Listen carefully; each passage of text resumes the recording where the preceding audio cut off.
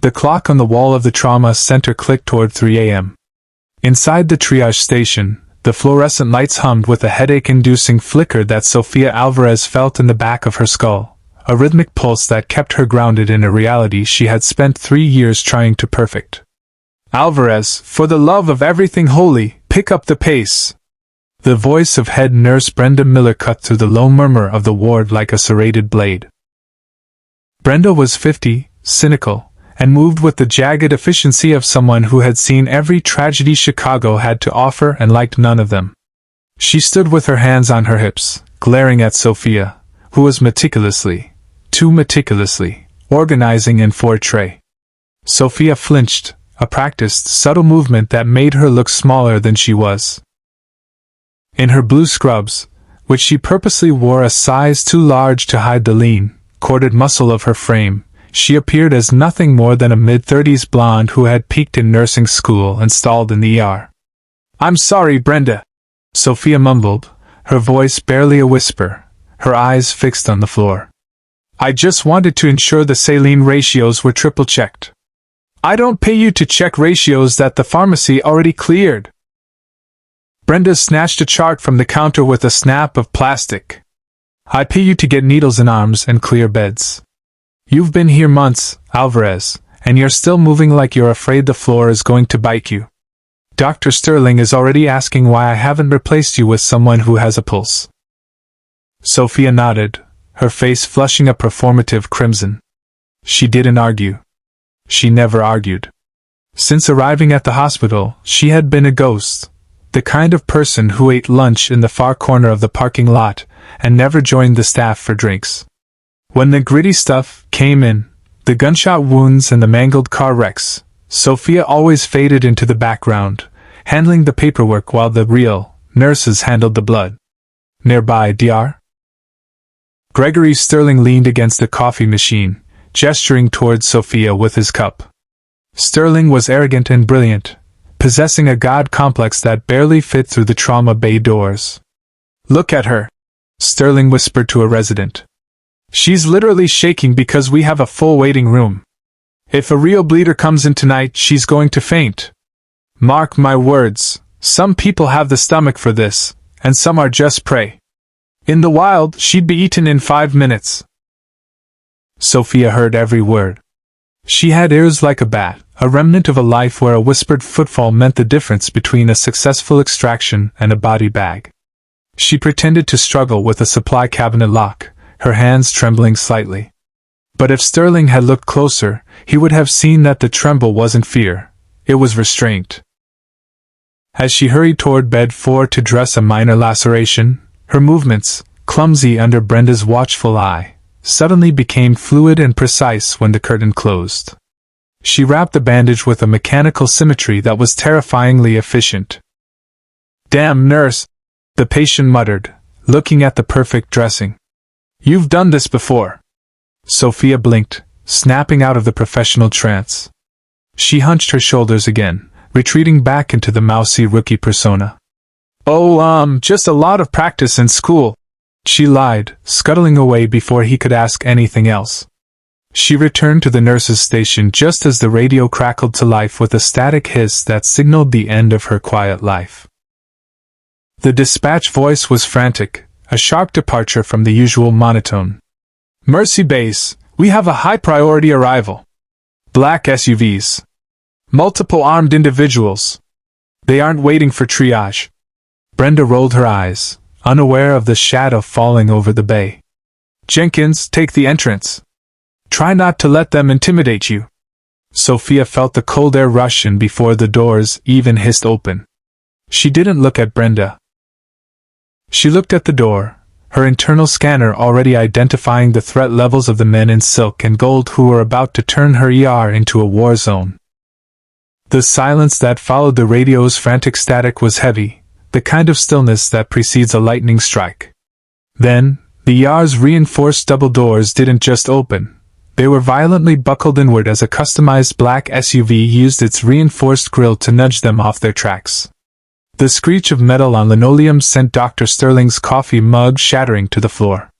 Before the dust from the drywall could settle, a wall of men poured into the triage area. They moved with a synchronization that Sofia's brain instantly catalogued. High-tier security detail. Formation diamond. Perimeter-oriented. They were dressed in charcoal gray suits, their eyes hidden behind polarized lenses that reflected the flickering hospital lights. They didn't shout. They didn't need to. The sight of the subcompact firearms held discreetly but firmly against their chests was enough to paralyze every civilian in the room. Brenda Miller, usually the first to bark orders, stood frozen with a stack of patient files clutched to her chest like a useless shield. Dr. Sterling had retreated behind the heavy oak desk of the nurse's station, his face a mask of pale, sweating cowardice. Then, the predator stepped through the gap in the human wall. He was a man who radiated the kind of quiet, absolute power that only comes from being the apex of a very violent food chain. He wore a black silk shirt unbuttoned at the collar, revealing a thick gold chain that rested against tanned skin. His hair was slicked back, and his expression wasn't one of anger, but of bored annoyance, as if the hospital's existence was a minor inconvenience he was about to rectify. This was Mateo El Alcón Reyes, a man whose name was whispered in federal briefings and death row cells alike. "I am looking for a man," Reyes said, his voice a smooth, low baritone that carried to every corner of the silent ER. "A man who talks too much to the authorities. He was brought here 10 minutes ago. Room 4, I believe." He began to walk, his expensive Italian loafers clicking rhythmically on the floor. His security detail fanned out, their movements professional and lethal, pushing terrified residents and orderlies against the walls. They were clearing a path, treating the trauma ward like a conquered territory. Sofia stood near the supply cart, her head bowed, her shoulders slumped in her usual, mousy, posture. To anyone looking, she was just another terrified nurse caught in the crossfire. But beneath the blue scrubs, her heart rate hadn't climbed above 60 beats per minute. Her eyes weren't focused on the guns, they were focused on the gaps in the men's stances. The exposed carotid arteries, the unstable foot placements, the slight delay in the lead guard's reaction time as he looked toward the ceiling cameras. You can't be in here," Sterling stammered from behind the desk, his voice cracking. "This is a sterile environment. We have police on the way." Reyes stopped. He didn't even turn to look at the doctor. He simply gestured with a manicured hand. The lead guard stepped toward the desk, the suppressor on his weapon catching a glint of the fluorescent light.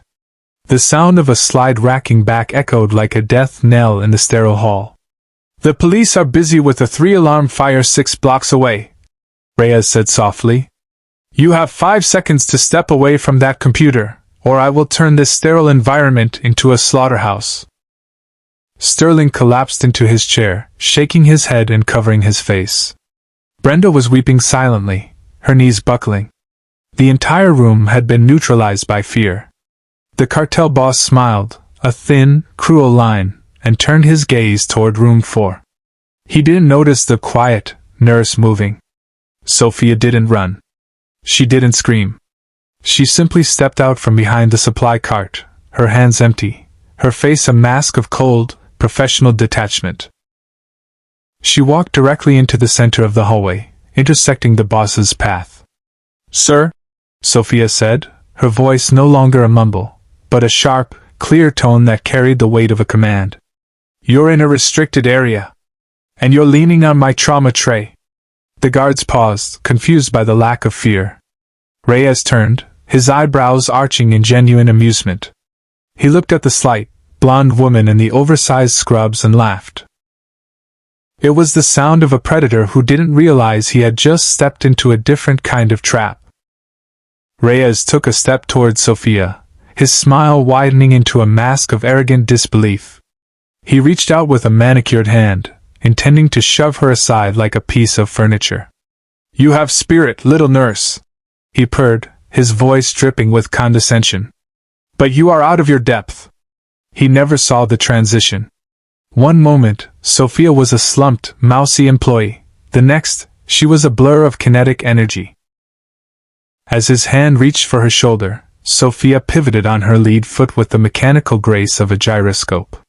She didn't swat his hand away, she guided it, using his own momentum to pull him off balance. Before Reyes could draw a breath to shout, Sofia was behind him. It was a movement so fluid it looked rehearsed.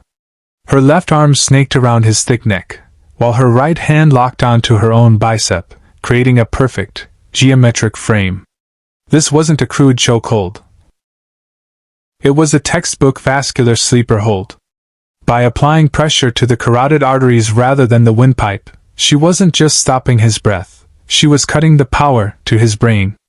"Eyes on me," she whispered into his ear, her voice cold and steady, the command voice of a lieutenant commander.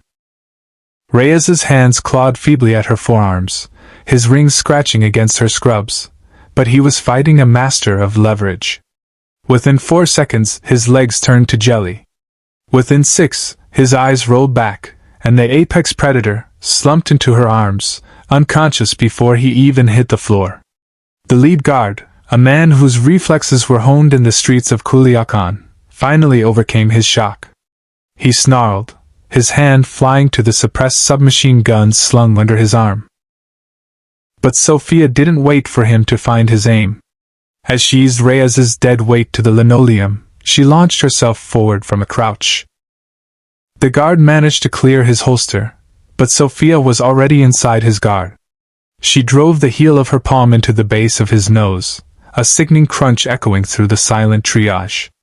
As his head snapped back, she grabbed the barrel of his weapon, twisting it with a violent, lateral wrench that utilized a physics-defying wrist lock. The gun popped free from the guard's grip as if it were a toy. In one continuous motion, Sofia performed a tactical sweep of the weapons chamber, checked the safety, and leveled it at the remaining 4 suits. Her stance was wide, her center of gravity low, the muzzle of the weapon never wavering by a millimeter. The ER was tomb quiet, save for the hum of the flickering lights and the heavy, ragged breathing of the guard clutching his broken face. Brenda Miller's jaw had dropped so far it looked painful. Dr. Sterling, still cowering behind the desk, stared at the mousy nurse as if she had just grown a second head. She wasn't trembling. Her hands, the ones Brenda had mocked for being too slow, were as steady as stone. "Formation, perimeter!" Sofia barked, the authority in her voice slamming into the guards like a physical blow. "Drop the sidearms. Now. Or the next round goes through your optic nerves." The heavy silence of the ER was broken not by the police sirens everyone expected, but by the low, rhythmic thrum of rotors overhead. A moment later, 3 charcoal black transport SUVs slewed into the ambulance bay, tires screaming against the wet pavement. Sofia didn't lower the weapon. Her eyes remained locked on the doors as a new group of men entered. These weren't the flashy, silk-shirted thugs of the cartel. They were dressed in sterile, matte black tactical gear with no identifying patches. They moved with a terrifying, predatory silence, clearing the corners of the room in a professional sweep that made the cartel guards look like amateurs. At the center of the formation walked a man Sofia recognized with a jolt that nearly broke through her icy composure. General Thomas Whitaker. He was in full dress blues, his chest a mosaic of ribbons and medals, his posture as rigid as a structural beam. He looked every bit the hero, until you saw his eyes. They were as cold and calculating as a predator's. "Secure the perimeter," Whitaker commanded, his voice a gravelly authority that filled the room. He looked at the carnage, his gaze lingering on the unconscious Reyes and then finally settling on Sofia. He didn't look surprised. He looked disappointed. Brenda Miller let out a sob of relief, stumbling toward the general. "Thank God! You have to help us. This nurse. She's gone crazy, she's holding everyone at gunpoint." "Quiet, Nurse Miller," Whitaker snapped, not even looking at her. He took 3 measured steps toward Sofia, stopping just outside the effective range of a disarming strike. "Lieutenant Commander Alvarez. I must say, I didn't expect to find the Navy's most decorated ghost working the graveyard shift in a Chicago trauma ward." The room gasped. Dr. Sterling's head popped up from behind the desk, his eyes bulging. "Lieutenant. Commander?" Sofia kept the submachine gun leveled at the lead tactical officer's chest plate. "General Whitaker. You're a long way from the Pentagon. And your men aren't wearing U.S. Army insignia." Whitaker offered a thin, mirthless smile. "We're operating under a direct executive mandate. National security. We're here to take custody of Mr. Reyes and ensure there are no complications regarding tonight's events." Sofia's internal radar was screaming. She scanned the tactical team behind him. She noticed the subtle irregularities, the non-standard sidearms, the way they gripped their rifles with a C-clamp style favored by private contractors, and the high-end encrypted comms units that weren't standard military issue. These weren't soldiers. They were Black Arrow-style mercenaries, cleaners. "You're not here for security, Thomas," Sofia said, her voice dropping an octave, becoming the lethal instrument it had been 3 years ago. "You're here to burn the evidence." "Reyes knows too much about the offshore accounts, doesn't he? And now the whole yard knows he's here." Whitaker's expression didn't change, but a muscle in his jaw twitched. "You were always too smart for your own good, Sofia. That's why you were so hard to find. But the mission has changed. You can hand over that weapon and walk away, or you can become part of the complication we're here to resolve." Around the room, the realization began to dawn on the staff. The rescue wasn't a rescue. The mercenaries were already shifting their muzzles, subtly angling them toward the witnesses in the room, the nurses, the residents, the patients cowering behind curtains. Sofia felt the weight of the moment. She could run. The ventilation shafts were 10 feet away, and she knew she could disappear into the city before they even breached the first door. But she looked at Brenda's trembling hands and Sterling's terrified eyes. "I'm not going anywhere," Sofia said, her finger tightening on the trigger. "And neither are they." Whitaker sighed, a sound of weary finality. "Check the rooms. Leave no loose ends. Start with the nurse." The tension in the ER was a living thing, thick as the humidity before a storm. While Whitaker's mercenaries fanned out to secure the exits, Dr. Sterling found himself paralyzed behind the admissions desk. His hands, usually so steady with a scalpel, were shaking violently. As a distraction from the rifles being leveled at his staff, he did the only thing his panicked brain could think of. He began to dig. If this woman was a lieutenant commander, there had to be a record. He bypassed the hospital's HR portal and accessed the deep link federal database used for verifying practitioner backgrounds, a system he'd used 100 times to vet residents. He typed in Alvarez, Sofia. The screen didn't show the usual list of universities and previous employers. Instead, the monitor was flooded with a sequence of red dialog boxes and a wall of solid black bars. "What the hell?" Sterling whispered, leaning closer. Every line of her history from the last decade was redacted. There were no nursing schools listed, no pediatric rotations, no references. In their place were codes that made his blood run cold. Operation Nightfall. Sector 7 clearance. Echo 6 designation. At the very top, a high-resolution file photo flickered onto the screen. It was Sofia, but not the woman who had spent months avoiding eye contact in his ward. In the photo, her blonde hair was cropped short, her face was smeared with camouflaging grease paint, and her eyes held a predatory stillness that seemed to stare right through the screen. Underneath the photo was a single line of unredacted text: status, ghost. Extreme caution advised. Subject is a Class A Tier 1 asset. She isn't a nurse, Sterling breathed, the realization hitting him like a physical blow. She's a weapon. Nearby, Brenda Miller had been shoved into a corner with the other staff, but she could see the glow of Sterling's monitor. She saw the red warnings flashing, the kind of warnings that only appeared when someone poked a hole in a national secret. She looked back at Sofia, who stood in the center of the hallway, the stolen submachine gun held in a perfect low-ready position. Sofia didn't look back at them.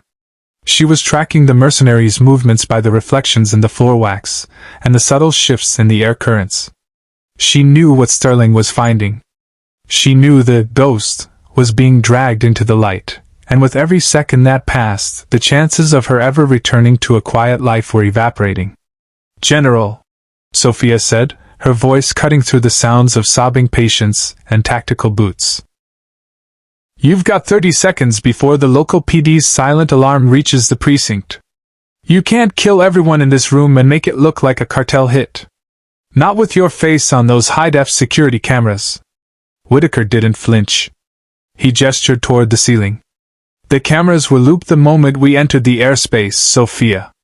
As far as the world is concerned, Mateo Reyes broke out of custody, killed a dozen civilians, and disappeared into the night. You're just going to be another tragic statistic."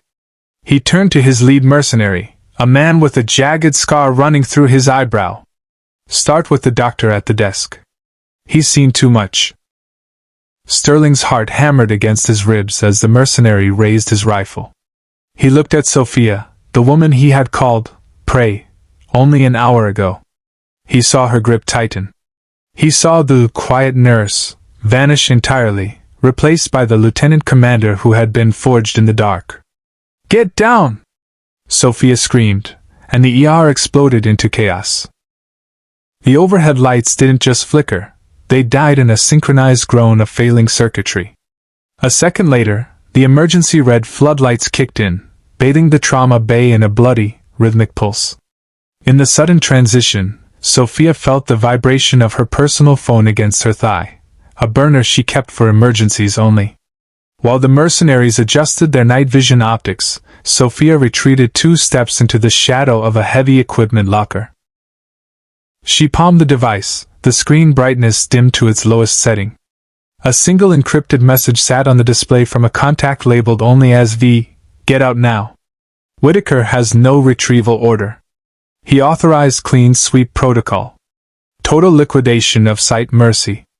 The weight of the betrayal settled in Sofia's chest, colder than the air-conditioned drafts of the ER. Whitaker wasn't just here to cover his tracks, he was here to delete the entire narrative. To him, the nurses, the patients, and even Sofia were just lines of data that needed to be erased to protect his seat at the table. "The jammer is up," Sofia whispered to herself, noting the "no service" icon that appeared moments after the text. V must have timed the warning to the millisecond of the breach. She reached out and smashed the fire alarm glass, not to call the fire department, but to trigger the emergency overhead sprinklers. As the freezing water began to hiss down, turning the red-lit ward into a blurred, chaotic landscape of mist and shadow, Sofia moved. She didn't go for the exit. She went deeper into the hospital, toward the maintenance tunnels. "Kill her!" Whitaker roared. Gunfire chewed into the nurse's station, sending splinters of wood and glass flying. But Sofia was already gone, a shadow merging with the dark, drawing the predators away from the flock and into the one place where a nurse knew every corner, and a soldier knew every kill zone. Through the red haze, she saw the lead mercenary motioning toward the staff. They were beginning to herd the nurses toward the break room, a windowless box with a single door. In tactical terms, it was a kill box. Brenda was stumbling, her hands over her mouth to stifle her sobs, while Dr. Sterling looked toward Sofia with an expression of pathetic, desperate hope. "General!" Sofia's voice cut through the darkness, projected with a resonance that suggested she was in a different corner of the room than she actually was. "The backup generators for the surgical wing are on an isolated circuit. If you kill the staff now, the pressure sensors in the oxygen lines will trigger a city-wide alarm. You won't have your quiet exit."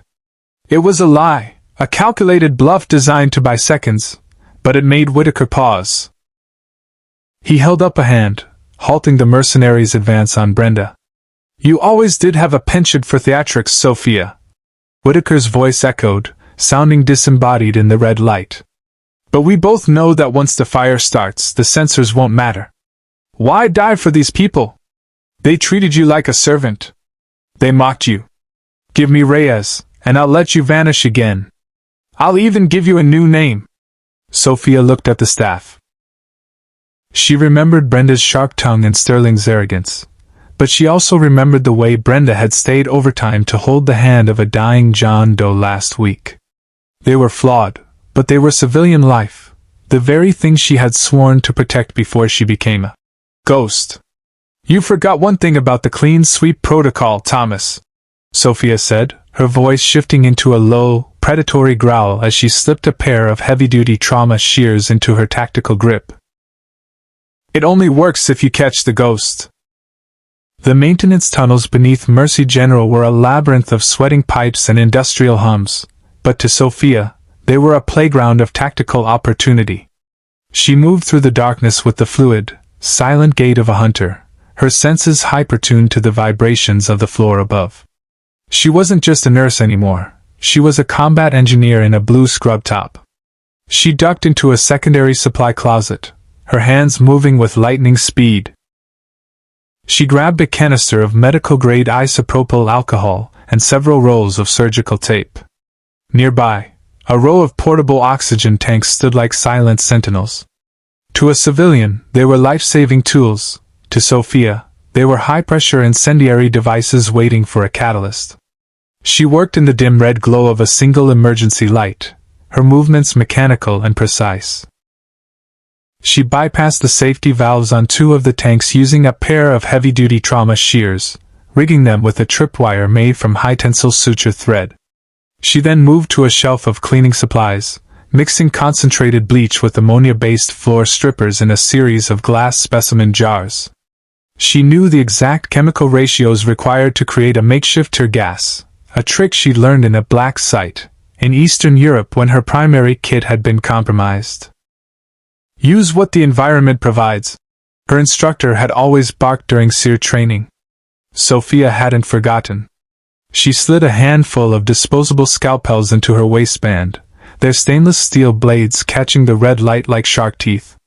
She then took a heavy-duty floor buffer's power cord and stripped the ends, taping the exposed wires to the metal handle of a heavy rolling gurney. It was a crude, high-voltage deterrent, but in the damp, flooded basement, it would be lethal. As she worked, she felt a presence behind her. She spun, a scalpel already pinched between her fingers, ready to fly. "Don't shoot! Or don't stab! Please!" It was the cartel security guard she had disarmed earlier, the one with the broken nose. He was slumped against a stack of crates, clutching his face, his eyes wide with a mixture of terror and awe. He had followed her down the service elevator before the power cut. "You're the ghost," he rasped, his voice thick with blood. "I've heard the stories. The woman who disappeared after the Tripoli raid. You're her." Sofia didn't answer. She didn't have time for a biography. She grabbed a roll of gauze and threw it at him. "Patch yourself up and stay quiet. If you want to live through the next 10 minutes, you do exactly what I say. Whitaker's men aren't here for the boss anymore. They're here for everyone." The guard looked at the makeshift arsenal she had constructed in less than 4 minutes. The pressurized gas traps, the chemical grenades, the electrified corridor. He nodded slowly, realizing that the cartel was nothing compared to the storm currently brewing in the basement. "What do we do?" he asked. Sofia checked the safety on her stolen submachine gun and looked toward the stairs, where the heavy thud of tactical boots was beginning to echo. A cold, lethal smile touched her lips. The first genuine expression she had worn in years. "We remind them," Sofia whispered, "that you never, ever corner a medic." She kicked over a bucket of industrial floor wax, coating the tiles leading to her position, and vanished back into the shadows just as the first tactical light cut through the gloom. The basement of Mercy General was a humid jungle of shadows, smelling of rust and wet concrete. Sofia moved through the steam pipes like a ghost reclaimed by the machine. Above her, she could hear the muffled, rhythmic thud of tactical boots. Whitaker's men had breached the service stairs. They were moving in a standard two-man overwatch, their high-end night vision goggles, NVGs, glowing with a faint, predatory green. Sofia crouched behind the primary heat exchanger, her fingers resting on the manual override valve of the industrial boiler. She had already disabled the safety limiters. The pressure gauge needle was buried deep in the red zone, vibrating with a frantic energy that mirrored the adrenaline surging through her veins. "I know you're down here, Sofia." Whitaker's voice boomed through the intercom system, distorted by static. "You're a Tier 1 asset. You know the math. You're trapped in a basement with 4 elite operators.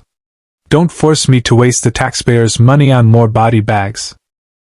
Sofia didn't respond. Silence was her greatest weapon. She watched the lead mercenary creep into the corridor, his rifle sweep rhythmic and precise. He was followed closely by a second man. They were trusting their optics, the expensive thermal and night vision tech that turned the darkness into a bright, emerald-tinted landscape. She waited until they were centered in the narrowest part of the pipe run, right between the main pressure release vents. Her hand tightened on the valve. Now. With a violent wrench, she threw the lever. The basement exploded in a deafening roar as superheated steam shrieked out of the vents. In an instant, the corridor was transformed into a whiteout. For a normal person, it was a blinding fog. For men wearing light amplification NVGs, it was a tactical catastrophe. The sudden, intense heat and the blooming white clouds overloaded their sensors, turning their vision into a useless, blinding glare. "My eyes! I'm blind!" One of the mercenaries screamed, tearing the goggles from his face. Sofia didn't need goggles. She had mapped the room in her mind before the steam ever rose. She moved through the white mist with terrifying speed. She didn't use her gun. Muzzle flashes would give away her position. Instead, she used the environment. She swung a heavy, galvanized pipe she had loosened earlier, the metal whistling through the steam. It connected with a sickening thud against the lead guard's helmet, sending him sprawling into the flooded floor. Before the second man could orient his weapon, Sofia was inside his reach. She drove a palm strike into his throat, followed by a surgical sweep that sent him crashing into the industrial machinery. The third and fourth men tried to lay down suppressive fire, but the steam acted as a natural silencer and a visual shroud. Sofia pulled the tripwire on her makeshift chemical grenades. The jars shattered, releasing the pungent, stinging gas she had mixed. The mercenaries began to cough and retch, their tactical discipline evaporating in the face of a chemical cocktail they hadn't trained for. Amidst the chaos, Sofia was a blur of blue scrubs and lethal intent. She disarmed, disabled, and neutralized with a cold, mechanical efficiency. She wasn't fighting for glory, she was clearing a path.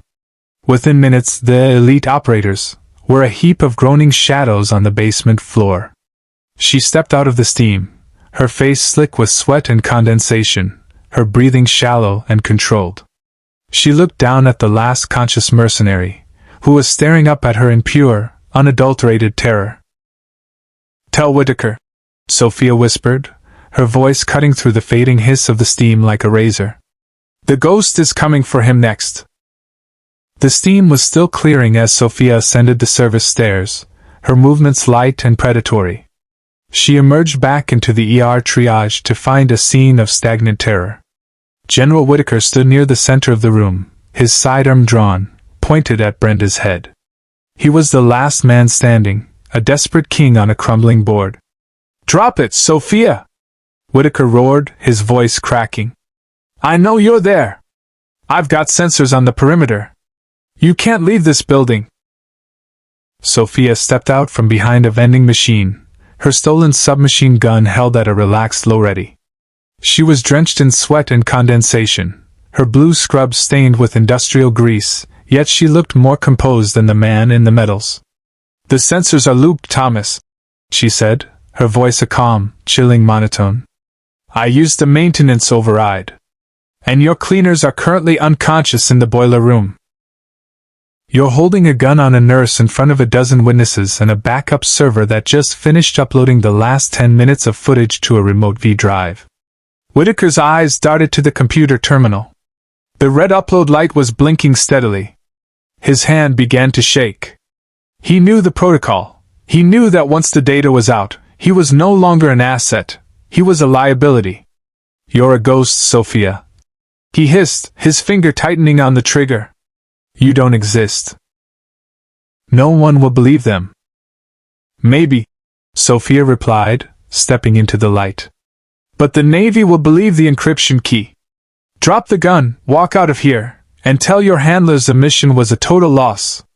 If you pull that trigger, I'll have a round through your shoulder before Brenda hits the floor.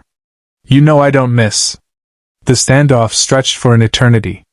Whitaker looked at Sofia, really looked at her, and saw the lieutenant commander he had tried to bury. He saw the iron-willed soldier who had survived things that would have broken him.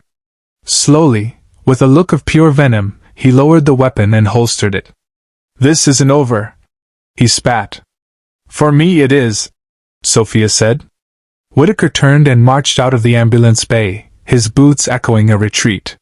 The moment the doors hissed shut, the ER exhaled. Brenda collapsed into a chair sobbing, while Dr.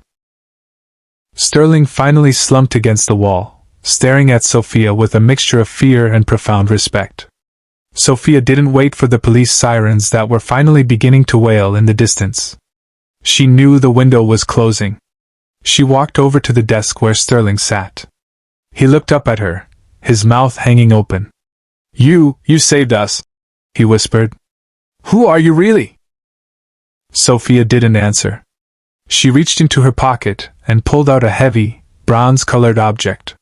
It was her unit challenge coin, a rare, serialized token from her special ops days, embossed with a silent owl and a lightning bolt. She pressed it into Sterling's hand. Keep this, she said, her voice softening just for a second. Tell the feds a woman in a mask did the work. If you mention my name, Whitaker's friends will come back to finish what he started. Keep the secret, Doctor. For your own sake. She looked at Brenda and gave a small, almost imperceptible nod, the first sign of warmth the head nurse had ever seen from her. Then, Sofia turned and walked toward the back exit. By the time the first blue and red lights splashed across the hospital's brick exterior, the quiet nurse was gone. She merged into the Chicago rain, her oversized scrubs replaced by a dark hoodie she'd lifted from the lost and found. Behind her, she left a hospital full of survivors, a broken cartel, and a legend that would be whispered in the break rooms of Mercy General for decades. The lion had protected the fold, and now, it was time to return to the shadows. Sofia Alvarez was a ghost once more.